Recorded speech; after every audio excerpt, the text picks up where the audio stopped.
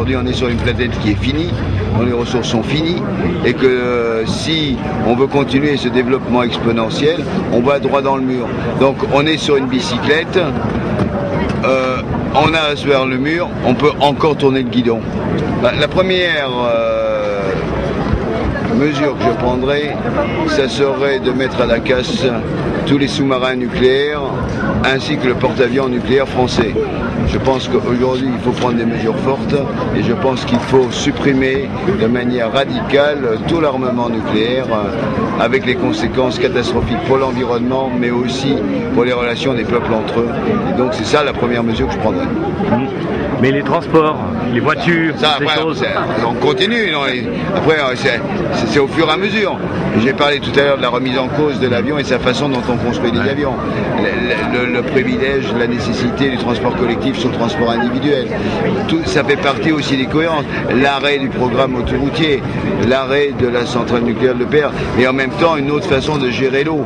Parce que la question de la gestion de l'eau, le fait qu'on repasse en régie publique de l'eau, permet de diminuer déjà pour les consommateurs de 30% la facture, et ça permet aussi de changer aussi la logique d'utilisation et de faire payer véritablement les pollueurs de l'eau et aussi les utilisateurs industriels et de modifier la politique agricole. Donc voilà, ça fait partie de choses et on pourrait comme ça continuer dans tous les domaines. Je crois que ce qui est important pour un objecteur de croissance, c'est de ne pas en rester simplement à la dimension environnementale. C'est-à-dire qu'il y a vraiment une unité aujourd'hui entre une série de crises. Il y a d'un côté, je dirais, la crise environnementale, la crise sociale, la crise politique, la crise de la personne humaine. Et si on voulait finalement réduire ça, on pourrait dire que notre société, elle a complètement sombré dans la démesure.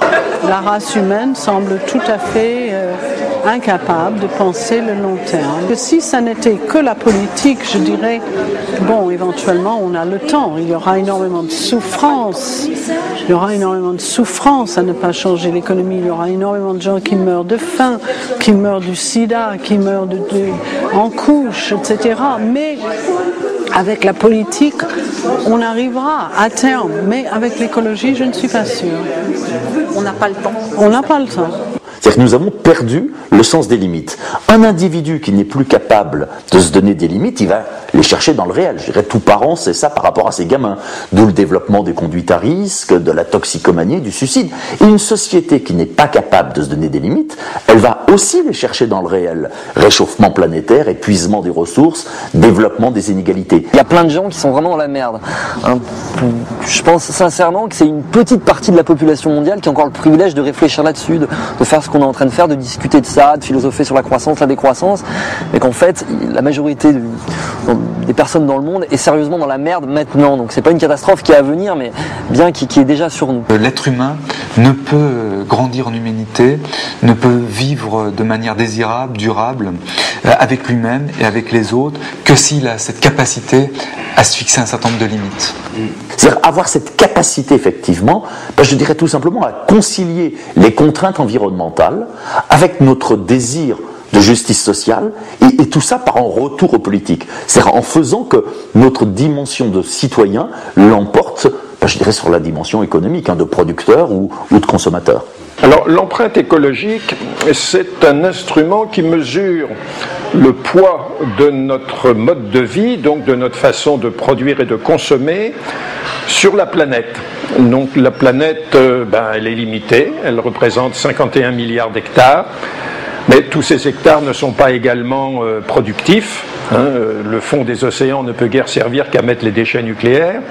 Le sommet des montagnes a jeté les canettes de bière des alpinistes. Donc, alors on a calculé par un certain nombre de coefficients que l'espace bioproductif disponible était de 12 milliards d'hectares. Comme nous sommes 6 milliards et demi, ça nous donne 1,8 hectare par personne, donc d'espace bioproductif soutenable.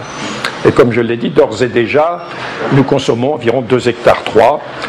Mais nous, Français, par exemple, nous consommons 5,8 hectares. Ça veut dire que si tout le monde vivait comme les Français, il faudrait au minimum 3 planètes. Autrement dit, l'empreinte écologique des Burkinabés est d'environ 0,1 hectare. C'est-à-dire que si tout le monde vivait comme les Burkinabés, on aurait besoin d'un dixième de planète et la planète pourrait supporter 23 milliards d'habitants. À l'inverse, si tout le monde consommait comme les Australiens, il faudrait éliminer les 9/10 de la population mondiale, parce qu'au-delà de 600 millions, on serait obligé de fermer la porte. Alors, le capitalisme est un système qui repose, je dirais, de façon essentielle sur l'idée de croissance. C'est-à-dire qu'on ne peut pas avoir de capitalisme sans croissance. On aurait pu avoir un socialisme, ce qu'on a appelé le socialisme, sans croissance. Donc, je dirais, il faut nécessairement sortir du capitalisme. Ce n'est pas qu'un simple problème économique, c'est avant tout un problème de croyance. Et pour engager cette décroissance économique, il faudra avant tout s'extraire de cette croyance, de cette idéologie qui traverse aujourd'hui notre société. Cependant, sortir du capitalisme, ça ne suffit pas. C'est-à-dire qu'on l'a vu effectivement avec les expériences du socialisme réellement existant, etc. Il faut développer en même temps une critique de toutes les formes de productivisme et aussi une critique du type de pouvoir qui existe dans la société. Mais bien évidemment qu'il faut sortir du capitalisme, c'est comme si on enfonçait une porte ouverte, ça va de soi.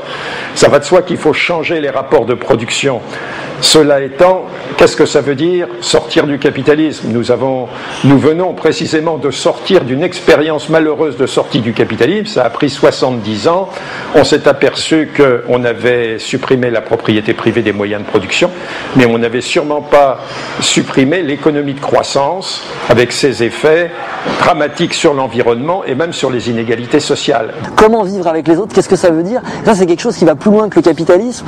Mais en fait, le capitalisme, c'est pas que le mal absolu, c'est qu'il va en rajouter. C'est-à-dire que c'est pas le capitalisme qui a inventé la domination masculine, ni la question du racisme ou de l'ethnocentrisme, ni même notre problème à l'autre vis-à-vis de la solitude. C'est des trucs qui existaient, qui sont intrinsèquement humains. Le problème, c'est que le capitalisme, il les a complètement démultipliés. Disons, pour le dire dans les termes de mon ami Castoriadis, c'est sortir d'un imaginaire, mais c'est évidemment construire un autre imaginaire. Les alentours des grandes villes et les horreurs répétitives de la surconsommation, etc., il y a enlaidissement du monde, incontestablement. À partir du moment où il y a enlaidissement du monde, il y a réduction de l'être humain dans toutes ses dimensions. Et effectivement, en tout cas c'est mon point de vue, le propos d'une société ou d'une civilisation de décroissance est de retrouver les chemins de la perception et de la sensibilité qui vont faire que on est en lutte contre cette chose-là. Il y a, il faut bien dire, une faiblesse très forte